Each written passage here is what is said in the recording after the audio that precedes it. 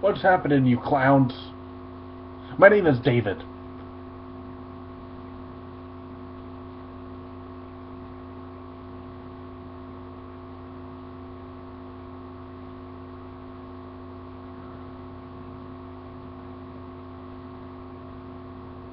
What?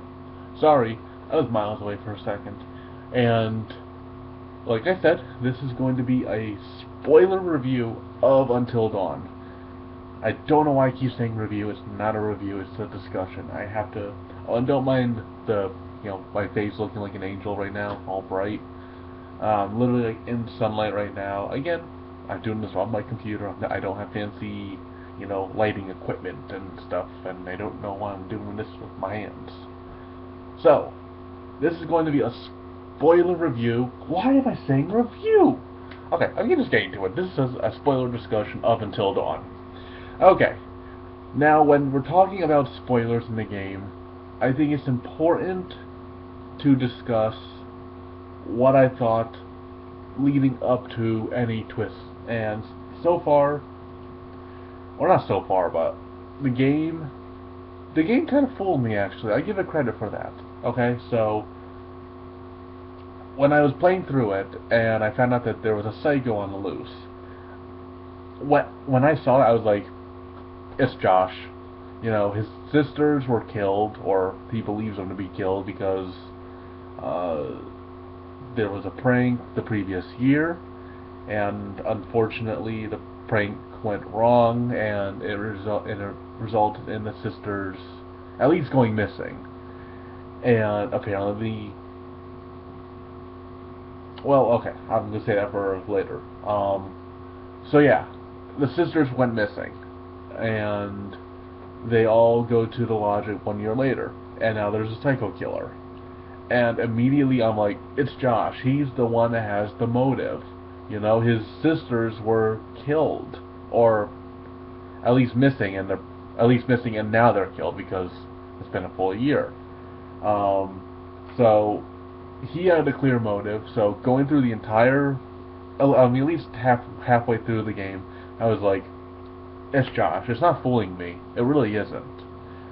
Um, Now there were things in the game that made me go, okay, something else is going on here. Like we keep seeing like pictures of like ghosts and stuff, and they use a Ouija board, and when they're done using the Ouija board, it actually like kind of like flies off the table, and that made me think, okay, there's a supernatural story now, which is interesting.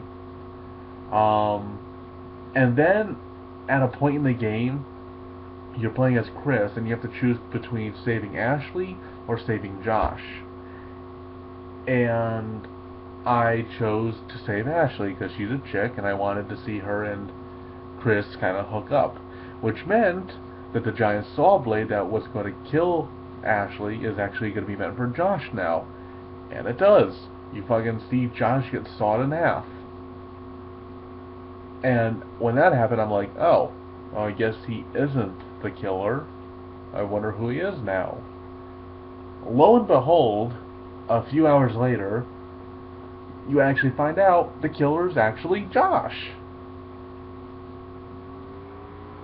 And at this point, I'm just thinking to myself, I saw him get sawed in half.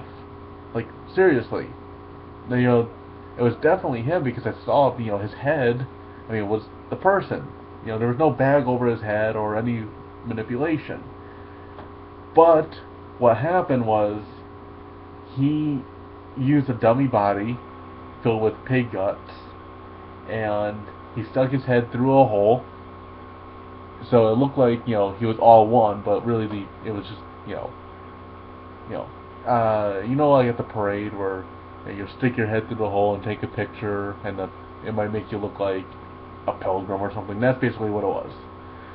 I don't know if that made any sense. It probably didn't. I don't know. But the point is, he was alive, and he's the killer. So my first instinct was actually right. And in terms of the supernatural stuff, it was all set up by him. When you see a freaking ghost do a jump scare in your face, that was all planned. It was a dummy, and that was it. So I like that. That was pretty good. Now, when that happens, the game's not over because the game does a complete 180. You know, when I went into this game, I thought it was a slasher flick, or not slasher, based off a slasher flick, and it is to a point. But by the end of the game, it turns into a full-out creature feature. So as soon as Josh gets unmasked, we completely abandon the slasher flick feel to it, and now there are actually monsters in the wilderness trying to kill you. And this might seem really lame and really out of nowhere, but really for the entire game they have been there. It was just us thinking it was the killer. Like Mike and Jessica are running down a path and they see a hurt deer, and then something like yanks the deer. That couldn't have been Josh. He's a human. Unless he had like the strength of the Hulk, he can't really do that. So, and then there's also some points where we actually get to see from what we thought the killer's point of view. He basically looks at stuff like the Predator. It's like all red when he sees like heat signatures and stuff or whatever. So again, once we know it's Josh, we know he doesn't have that supervision, so it has to be something else. And this is all set up even like in the first 10 minutes of the game. So I like that, and I thought it was actually fitting because that's what they were setting up the entire time. It's not like they decided last minute, oh, we're going to put some monsters in there. So I like that. I thought that was actually a pretty good twist, and I was not expecting that at all. I thought this was going to be a straight-up slasher flick. I keep saying flick, game, and it's not. It really isn't. It's more like a monster movie, and I really enjoyed that. Okay. So those are my thoughts on at least the two big twists in the game. Now, in terms of people who died, okay, the people that died for me in my playthrough were Emily, or no, not Emily, Jessica, Mike, Beth, and yeah, Jessica, Mike, Beth, and I think that might have been it. Yeah, that's it. And Josh, I think. I'm not too sure. They kind of leave that open-ended, at least in my playthrough. Jess, here's the thing. I had no idea how to save her. Because she gets taken, and I'm assuming she gets taken no matter what. I'm assuming, because I chose, when we're trying to pursue her, you have the choice to, go a fast way or take a shortcut. Or no, a fast way or, the safe route. I went the safe route because if I enter myself, then I have no, way to save her. Apparently, maybe I should have took the fast route because I guess I was too late and she gets killed. I think she was the first one to actually get killed for me. So yeah, I wasn't that crazy about her character, but I don't know. It was still kind of sad, especially since I did like Mike at that point, and he was obviously devastated because those two were going out. So yeah, so that was unfortunate. And in terms of, well, okay, I thought I got Emily killed, and I was happy because I said this in my previous review. I hate Emily. Oh my fucking god! And this is what it's like to be in a serious. I cannot talk today. In a serious relationship, I don't want one. Holy shit! The way she talks, especially to her boyfriend, she's like, okay, so she's like dangling off or something. It looks like imminent doom is approaching her, and then I'm like, okay, you know what? I'm gonna try and save her. I want the good ending. And then while I'm thinking that, she's like, come on, Matt, you dumbass. What the fuck you doing? Save me, you idiot. I'm like, I did not hit my laptop when I did that. I just said, okay, that's it. You're fucking dead. I fucking made the choice. I thought I killed her. I just wanted her dead at that point. I'm like, I'm doing my best, lady. Why the fuck are you giving me so much beef in the entire game? There's a point where she thought she forgot her suitcase, and I replayed, well, I didn't replay, but I watched another person play the game. She didn't forget her suitcase, and I knew she didn't. But she wants me to go into the freaking wasteland where there's a psycho killer supposedly out there, to get her suitcase. I hate you, Emily. I really hate you, and you just belittle me every single chance you get. I mean, come on, I'm doing my best. You gotta be calling me names. You know, when fucking, Sydney's about to get killed in Scream, it's not like she calls Dewey a moron, or fucking Randy a moron. Don't let me do my thing and I will save you. You bitch! I fucking hate her.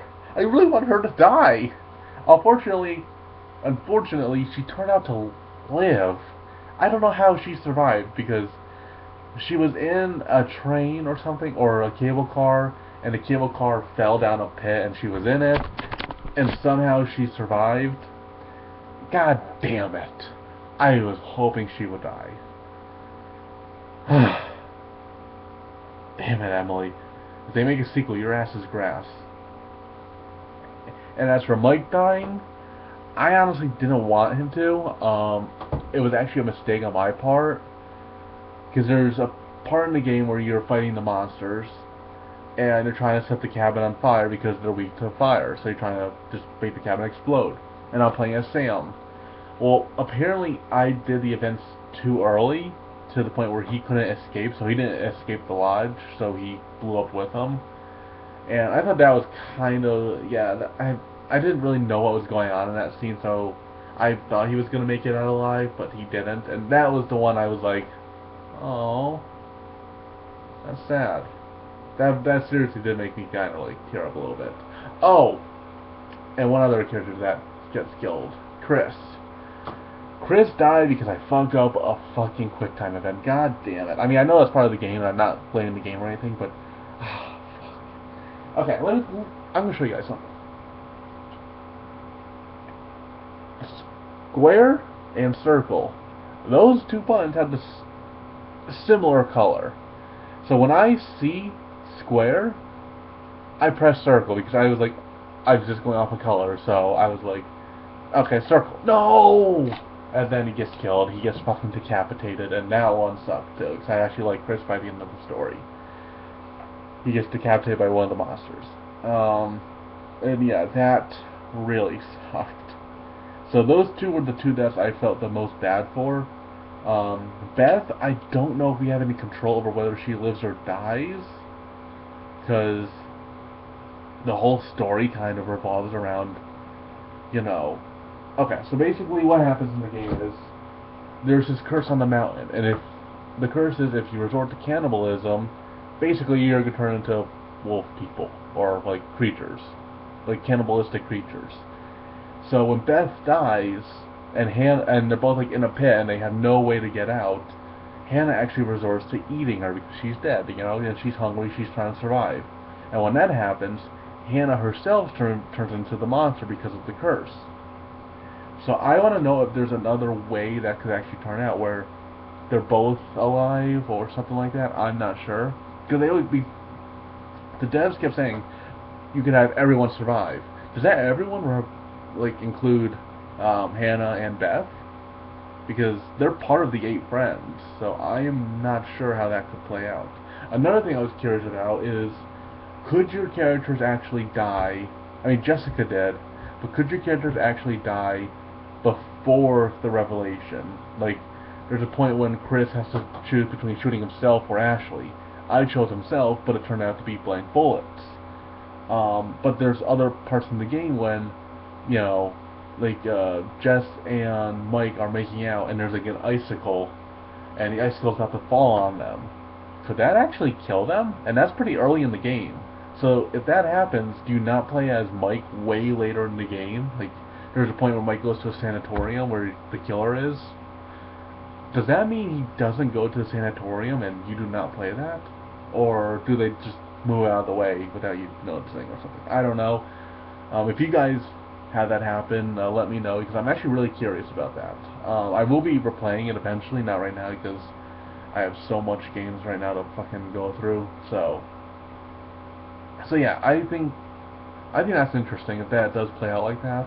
Because I know you could actually lose the game if everybody dies. You probably can't even see the ending. Having said that, the last point I'm going to talk about is the ending. It was abrupt and anticlimactic. Everybody escapes the lodge. helicopter comes, the end. I mean, I guess that's, I mean, what we were trying to do. We were trying to survive until dawn, and we did. But at the same time, yeah, kind of abrupt. Like, literally, as soon as everybody gets out, it ends. Like, as soon as it ends. I mean, as soon as everybody escapes, it ends. So I thought that was a little abrupt. I want to know if there's like a better ending, because there probably is. If you get everybody alive, out alive, there's probably like a much longer ending. And then there's like a ending cutscene or whatever where Josh is actually one of the creatures now, and there's a rescue team finds him, and then he presumably kills the rescue team. So that was like the end credits scene. So technically he didn't make it out alive, but again, if the devs are right, I could have it make it so Josh actually makes it out of there alive, even though he's batshit crazy. So that's basically my spoiler talk for the game. Um, I tried discussing like the big choices in the game. So excuse me if I missed some. I'm also trying to make this a little bit shorter because I don't want this going on for like a half hour. So that's my spoiler review, guys. I hope you guys enjoyed it. Again, if any of this seems interesting to you, definitely check out the game. I gave it an 8. I think it's a great game. It's definitely a very, very fun experience. It's definitely that. So yeah, if not, buy it when it's 50 or 40 bucks. And that's about it, guys. So, having said that, I am out of here. Oh, and if you like what you saw, like, comment, and subscribe, all that fun stuff. Latest on the Jay.